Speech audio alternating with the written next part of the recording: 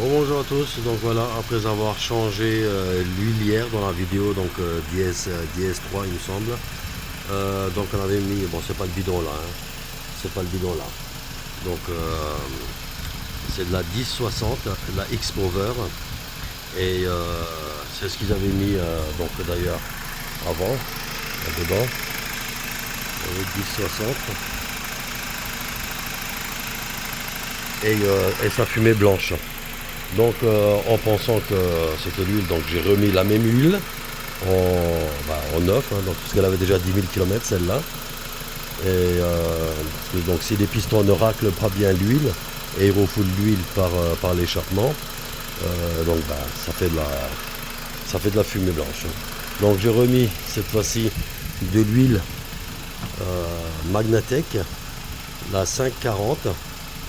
Donc la 530, je pense que ça aurait été un peu trop fluide. Et donc j'ai préféré la 540 qui offre une bonne pression d'huile. Et bon, pour la fluidité de l'huile, donc j'ai un filtre à huile Cayenne dessus. Donc ça, là, donc ça va assurer une bonne fluidité et une bonne pression. Donc ces trois, là, donc on peut voir les BMW Long Life 04. Donc celle-ci-là est approuvée pour BM, alors que l'autre c'est que pour les séries M, hein, pour les voitures préparées ou les voitures puissantes. Donc voilà, c'était la 8100 X-Power 1060 que j'ai mis dedans. Donc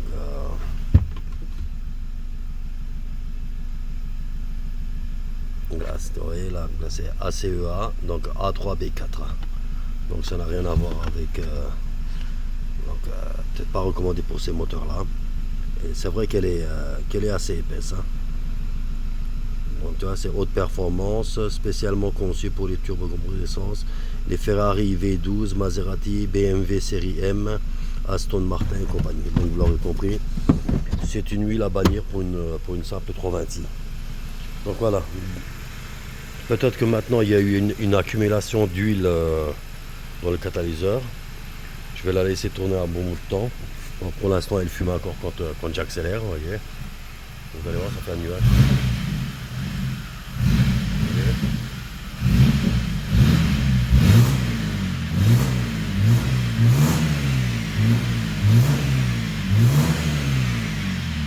Ouais, ça fait un nuage assez bleu, dense. On peut voir derrière la 206 là.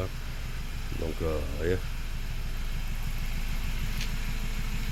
Donc si on laisse un peu longtemps à l'arrêt et quand on accélère, il y a toute la fumée qui sort. Sinon au ralenti, il y a presque rien. Donc ça c'est normal, la flaque d'eau là, le truc, c'est la condensation.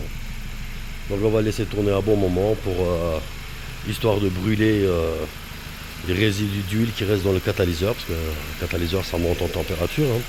Donc s'ils ont roulé 10 000 km avec la 1060, bon, à mon avis il doit y avoir quand même un paquet de résidus d'huile. Donc on va bien laisser brûler tout ça. Et au pire des cas, dans une vidéo, donc celle-ci là elle sera nommée DS4. Dans une prochaine vidéo, donc DS5, on va attaquer donc les catalyseurs, mettre des nettoyants. Là je vais essayer de décaper ça avec du nettoyant frein. J'ai essayé de mettre une sonde, une caméra endoscopique. Bon, on a l'impression que ça a été percé, mais quand on se met en dessous de la voiture et puis qu'on veut regarder s'il y a pas de traces de perçage, il n'y a pas de traces de coupe, avant que c'était vraiment un pro le gars pour percer, mais bon, voilà, étant donné que je suis du métier aussi, un métallier, donc je ne vois aucune, je sais pas par où, comment ils ont fait pour percer ça, ou simplement par les trous de la sonde, peut-être. Donc, mais bon, c'était bien noir, on voyait pas trop bien avec la caméra. Donc on voyait même pas trop les alvéoles.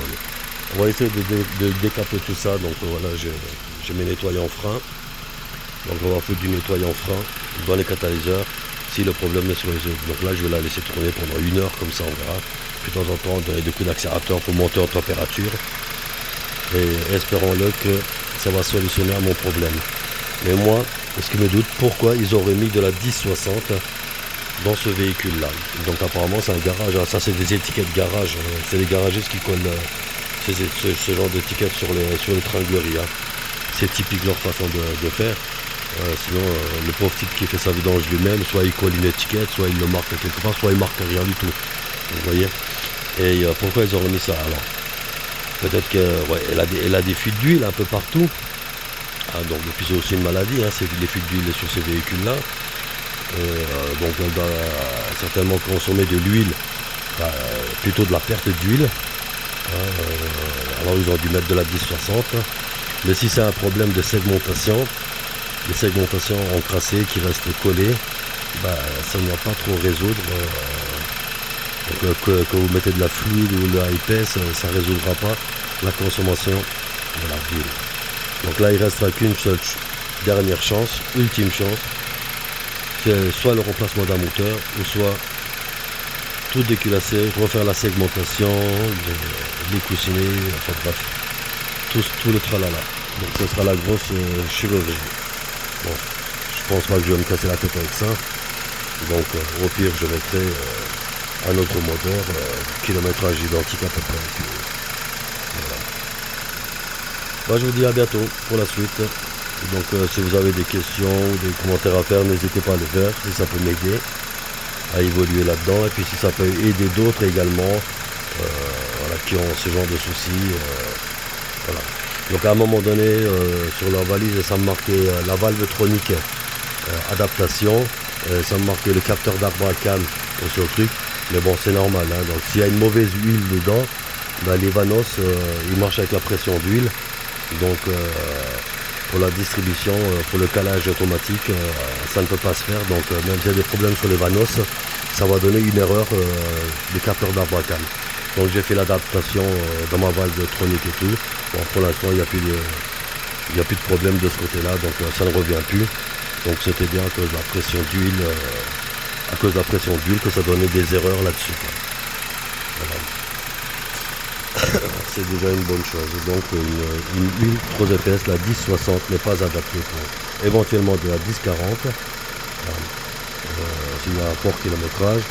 Puis même, je dirais la 540, ça reste un très bon compromis entre la 530 qui est trop fluide et la 1060 qui est trop épaisse. Donc la 540, moi je trouve que c'est nickel. Là, ça assure une protection, performance, sans diminution de pression d'huile. Et voilà. Moi je vous dis à bientôt. Ciao, ciao.